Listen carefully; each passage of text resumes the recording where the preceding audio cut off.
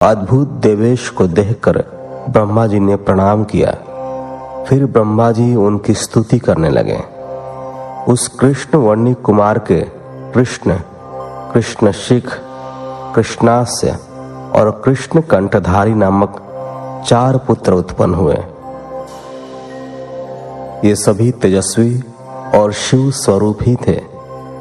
इन्होंने ही ब्रह्मा जी द्वारा रची जा रही सृष्टि का विस्तार करने के लिए घोर नामक योग का प्रचार किया।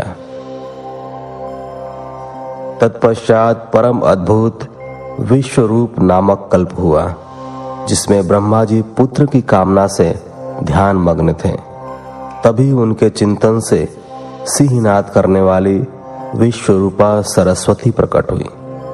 साथ ही परमेश्वर के 5वें अवतार भगवान ईशान भी प्रकट हुए, जिनका रंग स्फटिक के समान उज्जवल था और उन्होंने अनेक प्रकार के सुंदर रत्न आभूषण धारण किए हुए थे। तब उन ईशान के जटी, मुंडी, शिखंडी और अर्धमुंड नामक 4 पुत्र हुए। इन बालकों ने भी योग का मार्ग अपना लिया। इस प्रकार मैंने जगत की हित कामना से भगवान शिव के सद्योजात नामक अवतार एवं शिव जी के ईशान, पुरुष, घोर, वामदेव और ब्रह्म नामक 5 मूर्तियों के बारे में बताया। जो मनुष्य श्रद्धा भाव से भगवान शिव के इस अवतार को सुनता या पढ़ता है, वह इस संसार में सुख भोग कर परम गति को प्राप्त होता है। दूसरा अध्याय। शिव जी को अष्ट मूर्तियों का वर्णन। नंदीश्वर बोले, हे महामुने, अभी मैंने आपको भगवान शिव के श्रेष्ठ अवतारों के बारे में बताया, जो सुखदाता और परम कल्याणकारी हैं। अब मैं आपको देवादिदेव महादेव जी की 8 मूर्तियों के विषय में बताता हूं। मुने, इस विश्व में भगवान शिव की प्रसिद्ध 8 मूर्तियां निम्न हैं। शर्व, भव, रुद्र, उग्र, भीम, पशुपति, ईशान और महादेव। ये 8 मूर्तियां सूत्र में मणियों की तरह पिरोई गई हैं। भगवान शिव की ये 8 मूर्तियां पृथ्वी, जल, अग्नि, वायु, आकाश, क्षेत्रज्ञ, सूर्य और चंद्रमा में अधिष्ठित हैं। शास्त्रों के अनुसार भगवान शिव का विश्वंभर रूप इस चराचर जगत को धारण करने वाला है। उन्हीं का भाव रूप सलिलात्मक एवं समस्त जगत को जीवन प्रदान करने वाला है और संसार का पालन करता है एवं उसे चलाता है। यही तीसरी मूर्ति का उग्र रूप है। महादेव जी के आकाशात्मक रूप को भीम कहते हैं, जिससे राज समुदाय का भेदन होता है। भक्तवत्सल भगवान शिव का पशुपति रूप आत्माओं का अधिष्ठान करने वाला, संपूर्ण क्षेत्र में निवास करने वाला है। यही पशु एवं जीवों के पाश को काटने वाला है। महादेव जी का इस संसार को प्रकाशित करने वाला सूर्य रूप ईशान है और यही आकाश में फैला हुआ है। भगवान शिव का अमृतमयी रश्मियों वाला तथा संसार को तृप्त करने वाला रूप महादेव के नाम से पुकारा जाता है। आत्मा देवादिदेव भगवान शिव का 8वां मूर्ति रूप है और अन्य मूर्तियों की व्यापिका है। भगवान शिव के इस अष्ट मूर्ति स्वरूप के कारण ही पूरा संसार शिवमय है। जिस प्रकार पौधे को पानी से सींचने से शाखाएं एवं फूल पुष्पित होते हैं, उसी प्रकार शिव स्वरूप से यह विश्व परिपुष्ट होता है। जिस प्रकार पिता पुत्र को देखकर हर्षित होता है, उसी प्रकार इस जगत के पिता भगवान शिव भी अपने भक्तों को हर्षित और प्रसन्न देखकर संतुष्ट होते हैं और उन्हें आनंद की प्राप्ति होती है। इसलिए हमें सदैव भक्ति भाव से उनकी प्रसन्नता हेतु कार्य करना चाहिए। तीसरा अध्याय, अर्धनारीश्वर शिव। नंदीश्वर बोले, जब ब्रह्मा जी द्वारा रची हुई इस सृष्टि का विस्तार नहीं हुआ तो वे बड़े चिंतित होकर विस्तार के उपायों के विषय में सोचने लगे। ब्रह्मा जी ने विचार किया कि यदि कोई इस संबंध में मेरी मदद कर सकता है तो वे सिर्फ भगवान शिव हैं। तब अपने आराध्य देव भगवान शिव को प्रसन्न करने हेतु उन्होंने शिव शिवा के संयुक्त रूप की आराधना करनी आरंभ कर दी। उनकी स्तुति से प्रसन्न होकर भगवान शिव उनके सामने प्रकट हुए और बोले, हे ब्रह्मांड, कहो क्या चाहते हो?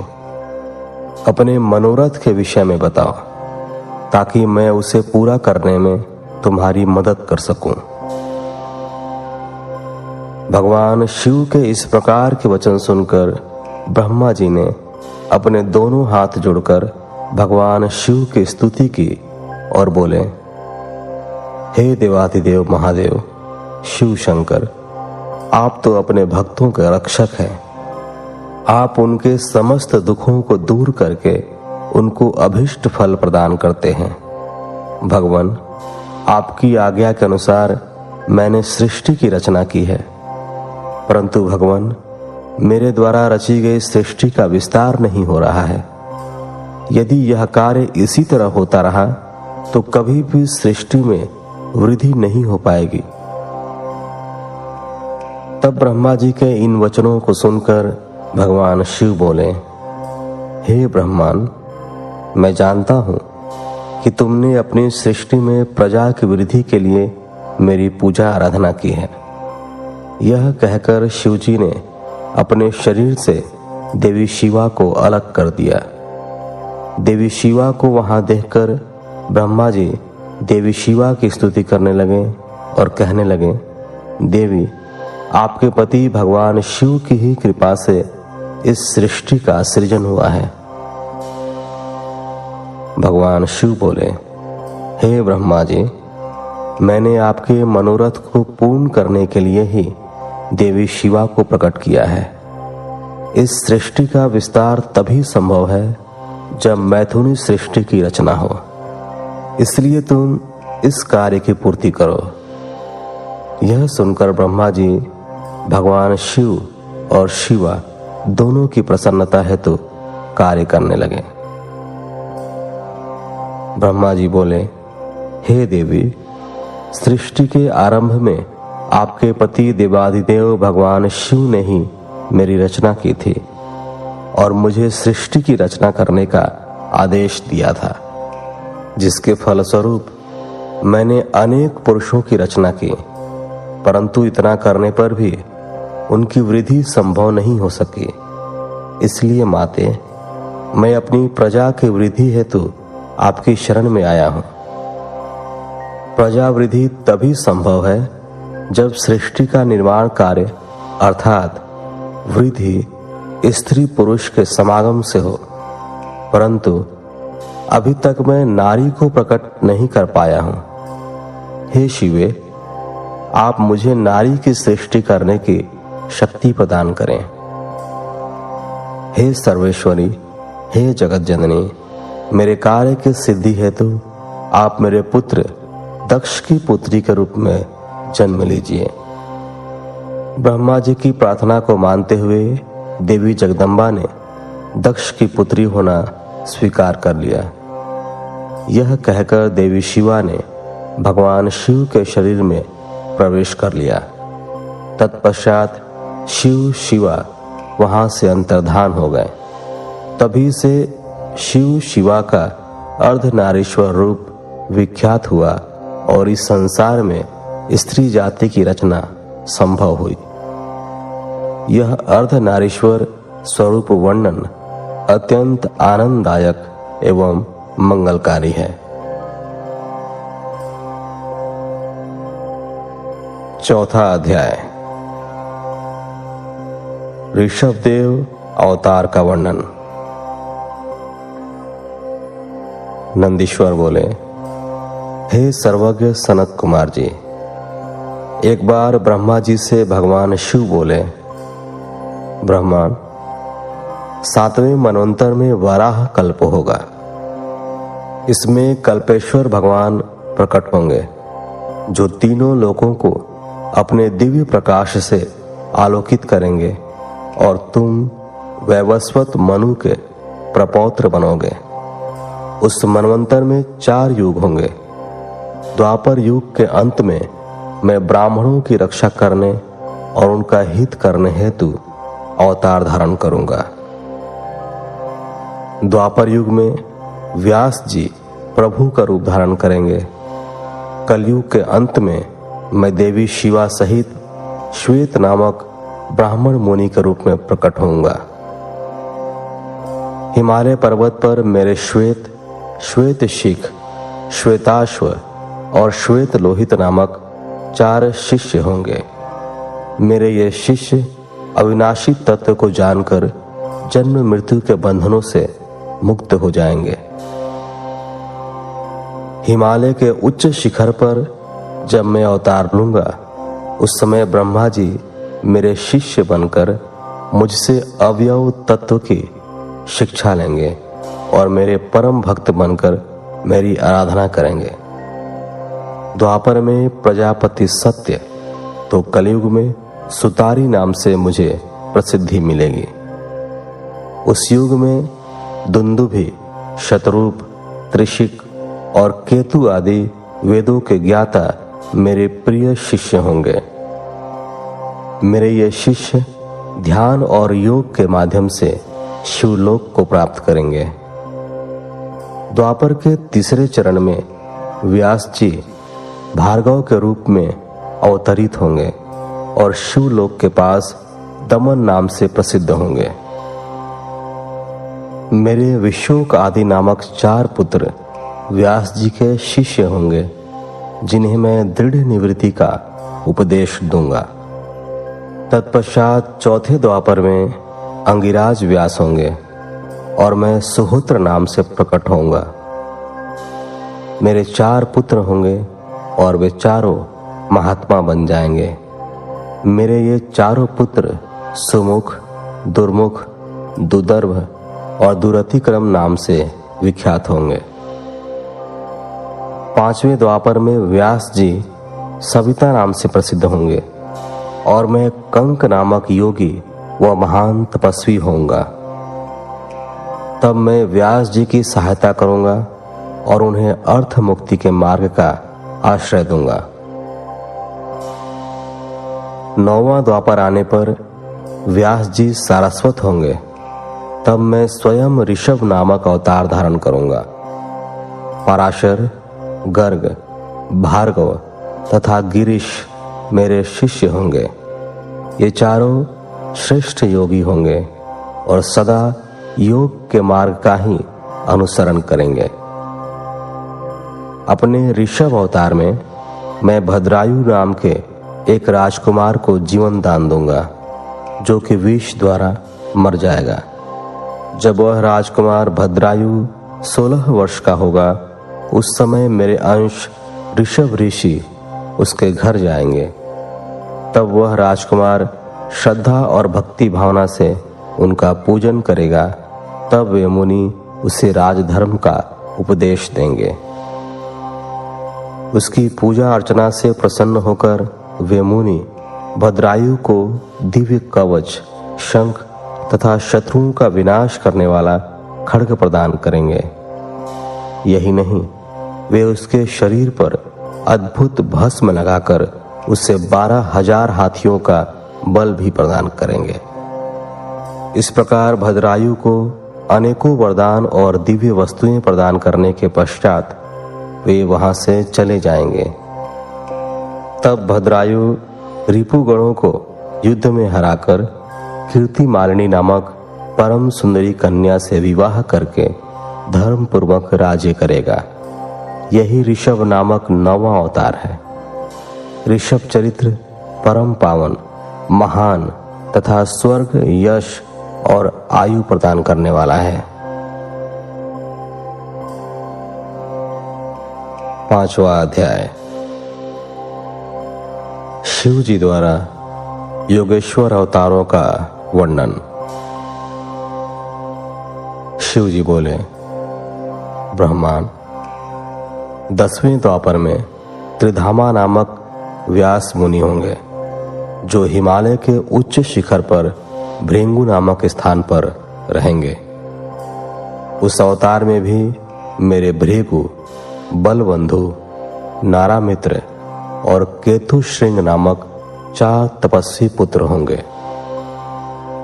11वां द्वापर आने पर त्रिवृत नामक व्यास होंगे और मैं कलिंग में गंगा के द्वापर में तप नाम से प्रकट होऊंगा और लंबोदर, लंबादा, केशलंब और प्रलंबक नामक मेरे 4 पुत्र होंगे। ये चारों दृढ़वर्ती होंगे। तत्पश्चात 12वां द्वापर आएगा। इसमें शत तेजा मुनि व्यास होंगे और मैं अत्रि नामक अवतार धारण करूंगा। उस समय सर्वज्ञ, समबुद्धि, साध्य और शर्व नाम के मेरे 4 पुत्र होंगे। ये महायोगी होंगे और निवृत्ति के मार्ग का अनुसरण करेंगे। 13वें द्वापर में व्यास धर्म स्वरूप नारायण होंगे और मैं गंधमादन पर्वत पर बालखिल्य आश्रम में जन्म लेकर महामुनि बलि के नाम से जाना जाऊंगा। तब सुधामा, कश्यप, वशिष्ठ और विरजा मेरे पुत्र होंगे। वहीं 14वें द्वापर युग में व्यास जी दक्ष बनकर और मैं गौतम के रूप में अवतरित होऊंगा। तब अत्रि, वशद, श्रवण और श्रविकष्ट मेरे पुत्र के रूप में जन्म लेंगे। 15वां द्वापर आने पर मैं हिमालय के वेद शीर्ष नामक पर्वत पर सरस्वती नदी के उत्तरी तट पर वेद शिरा का रूप धारण करूंगा। वेद शिरा के अवतार में कुणी, कुणिबाहु, कुशरीर और कुनेत्रक नाम के 4 वीर पराक्रमी पुत्र उत्पन्न होंगे। उस समय व्यास जी त्रैयारुणी नामक अवतार में होंगे। 16वां द्वापर युग आने पर व्यास जी देव नाम धारण करेंगे और मैं गोकर्ण नामक वन में गोकर्ण बनकर जन्म लूंगा तथा काश्यप, उष्णा, च्यवन और बृहस्पति मेरे 4 पुत्र होंगे। 17वें द्वापर युग में व्यास देव कृतंजय होंगे। मैं गुहावासी नाम से अवतार लूंगा और उत्तथ्य, वामदेव, महायोगा और महाबल मेरे पुत्र होंगे। 18वां द्वापर आने पर मैं शिखंडी पर्वत पर, जहाँ शिखंडी वन है, वहाँ शिखंडी नाम से अवतरित होऊंगा और ऋतंजय व्यास होंगे। उस समय वाचः श्रवा, रुचिक, श्यावास्य और यतीश्वर मेरे पुत्र तपस्वी होंगे। 19वें द्वापर युग में महामुनि भारद्वाज व्यास होंगे और मैं माली नाम से हिमालय के शिखर पर जन्म लूंगा। तब मेरी लंबी लंबी जटाएं होंगी। हिरण्यनामा, कौसल्य, लोकाक्षी और प्रधीमी, जो कि गंभीर स्वभावी है, मेरे पुत्रों के रूप में जन्म लेंगे। 20वां द्वापर आने पर व्यास जी गौतम और मैं 28 नाम से अवतार धारण करेंगे। सुमंत, वरवरी, विद्वान कबंध और कुणिबंधर मेरे योग संपन्न पुत्र होंगे। 21वें द्वापर युग में मैं दारुक नाम से पैदा होऊंगा और मेरे नाम से उस स्थान का नाम दारुवन हो जाएगा। पल्क्ष, दार्भामणि, केतुमान तथा गौतम मेरे पुत्र होंगे और वाचः श्रवा व्यास होंगे। 22वां द्वापर युग आने पर व्यास जी सुषमायण के रूप में अवतार लेंगे और मैं वाराणसी में लांगली भीम के अवतार के रूप में प्रकट होऊंगा।